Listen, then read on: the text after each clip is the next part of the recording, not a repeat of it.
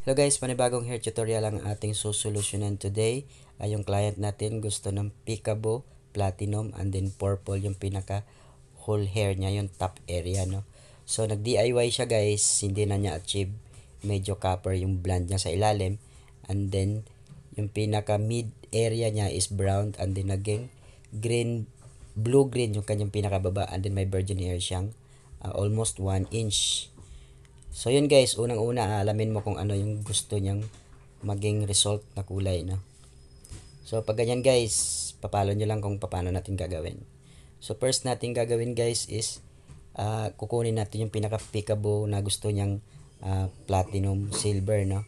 So magkukuha tayo sa lahat ng ilalim ng 1 inch. Siseparate natin. Maganda yung sectioning guys, dapat section yung maigi. So first yung 1 inch sa ilalim, sisiparate natin yan siya gamit ang bleach 6% oxidizing lotion. Lalagyan natin siya ng foil para masiparate. Mas mag-lighter kasi guys pag naka-foil tapos maninipis ang kuha niya. So naka-foil yan guys. So may natira siya guys na blonde sa pinaka-top area. So gagamit tayo ng 6% oxidizing lotion para doon sa pinaka-darker part niya, yung pinaka-mid area dahil lighter na yung pinaka-baba niya kasi naka-blue-green. So first 6% oxidizing lotion bleach ang gamit natin. Pagkatapos ma-applyan yung mid area, maglalagay tayo sa root area ng 4% gamit ang bleaching powder. Saka na natin lalagyan yung pinakababa gamit ang 4% oxidizing lotion bleach. So ito yung naging result guys. So yung siniparate natin sa baba, kita nyo naman mas lighter siya kaysa doon sa top area. So kailangan lang naman natin siya sa top area guys ng mapapa level 8, yellow orange. So sa pinaka naka-foil guys, makikita nyo level 9 na yun siya, no? So dyan natin ilalagay na ngayon yung platinum silver, no? Kasi level 9 yellow is kaya na niyang ma-achieve yung platinum silver na kulay.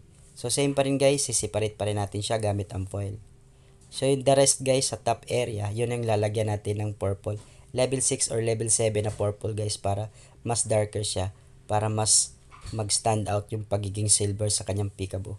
So, ganun yan ang process guys. Dapat i-check nyo talaga yung condition ng buhok at anong level. At syempre, yung target ng kulay na gagawin. So, pagkatapos ma-applyan guys, yung Peekaboo niya sa ilalim na secured na. Saka pa lang natin i-apply yung pinaka-base color niya na level 6 purple naman to. So, yun guys, nakaseparate yung ilalim para hindi mahawaan. Tapos yung sectioning naman, naka-apat section. Dalawa sa likod, dalawa sa harap. Tapos yung application, dapat masinsin din para maganda yung result. After mababad guys, ito yung pinaka-final result ng ating ginawa. So sa makikita nyo, yung platinum silver niyang Peekaboo sa ilalim. Start sa bangs, manipis ang tawag dyan.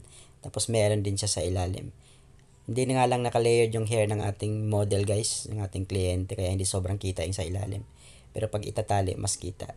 So yan guys yung final result. Sana meron kayo natutunan sa video na to. Hanggang sa muli nating mga video. See ya. Bye.